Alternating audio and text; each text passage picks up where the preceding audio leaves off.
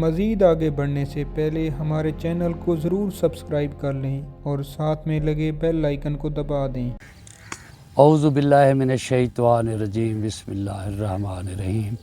لاکھوں کروڑوں درود و سلام محمد و آل محمد پر۔ دوستان محترم، بہت سارے لوگوں کا سوال ہیں۔ دوستوں نے رات بھی پوچھا، پہلے بھی دوستوں نے پوچھا کہ حضرت امام حسین کے گھوڑے اور حضرت عباس علیہ السلام کے گھوڑے کے بارے میں۔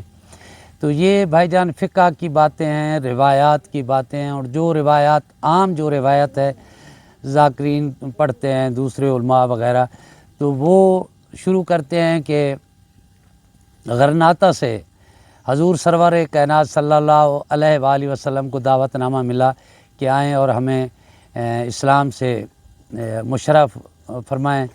تو آپ نے سرکار حضرت علی مرتضیٰ کو بھیجا، تو وہاں کا جو بادشاہ تھا اس نے واپسی پہ مولا کو ایک گھوڑی جس کا نام مجلی تھا وہ تحفے میں دی، اور سرکار نے پوچھا کہ اس کا بچہ کدھر ہے۔ ساتھ اس کا بچہ تھا، لیکن وہ روایت کے مطابق ہے کہ وہ دھوپ پہ لیٹا رہتا تھا، پریشان رہتا تھا، ماں کا دودھ بھی کم پیتا تھا۔ تو انہوں نے بتایا کہ وہ بیمار ہے، چلنے کے قابل نہیں ہے، اس لیے ہم نے وہ ساتھ پیش نہیں کیا۔ تو سرکار نے فرمایا اسے لے آئیں۔ وہ لے آئے، آپ نے اس پہ ہاتھ شفقت پھیرا، اس کو آپ ساتھ لے آئے، اس کو پالا پوسا۔ بی بی پاک سلام اللہ علیہا نے اسے اپنی چادر مبارکہ پہ جو کھلائے، اس کی بہت خدمت کی۔ مولا امام حسین کی عمر بھی اس وقت چھوٹی تھی، بچے تھے، وہ ان کے نام لگا دیا کہ یہ آپ کا ہے، اس کا نام مرتجز رکھا گیا۔ تو مولا بھی جوان ہو گئے، گھوڑا بھی جوان ہو گیا۔ اب یہاں پہ ایک جو عقلی دلیل ہے نا، جب واقعہ کربلا رونما ہوا تو اس وقت 50 سال گزر چکا تھا اس گھوڑے کو آئے ہوئے۔ تو طبعی طور پہ اگر دیکھیں تو اس کی عمر بہت زیادہ تھی، 50 سال اس کی عمر بنتی ہے۔ یہ عقائد کی باتیں ہیں، جو بھی تھا وہی گھوڑا تھا، کوئی اور گھوڑا تھا، اس کی ایک خاص نسبت تھی مولا امام حسین علیہ السلام سے۔ تو ان کی تو بات بھی اور ہے، یہ آج کے گھوڑے اور ان گھوڑوں کی بات ہی علیحدہ ہے۔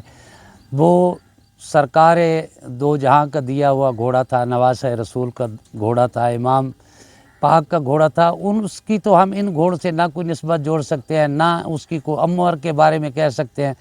وہ ان کی کرامت تھی، چاہے وہ 100 سال کا بھی ہوگا تو یہ امام کی کرامت تھی کہ وہ میدان جنگ میں مولا کے ساتھ رہا، اس نے بہت وفا کی، بہت ہی وہ لڑتا رہا دشمنان اہل بیت سے، کافی لوگوں کو اس نے فنار و سکر کیا۔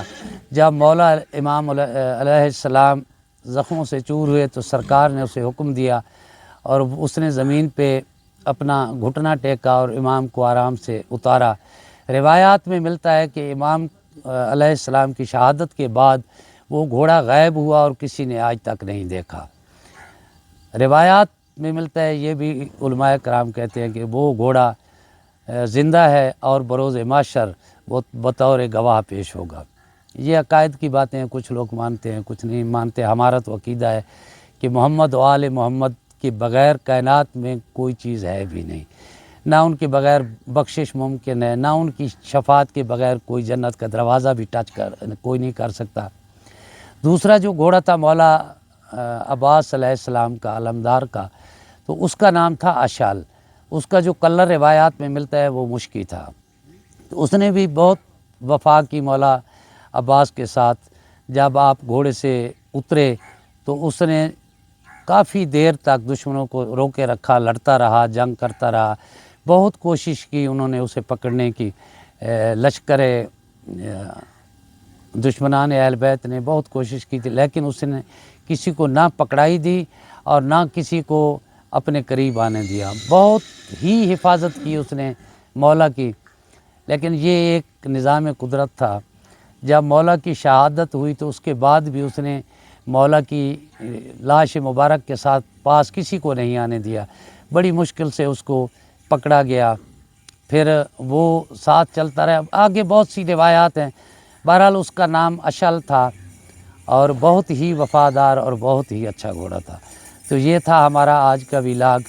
دعاؤں میں یاد رکھیے۔ اللہ آپ کو سلامت رکھے۔ اللہ حافظ۔